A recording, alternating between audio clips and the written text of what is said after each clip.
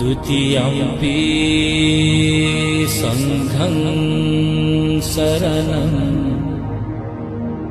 गच्छामि।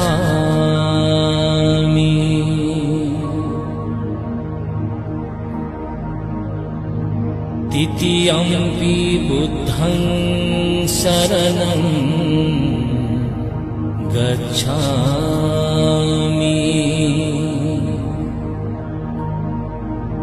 तृतीयम्पि धम्मं शरणं गच्छामि। तृतीयम्पि संघं शरणं गच्छामि।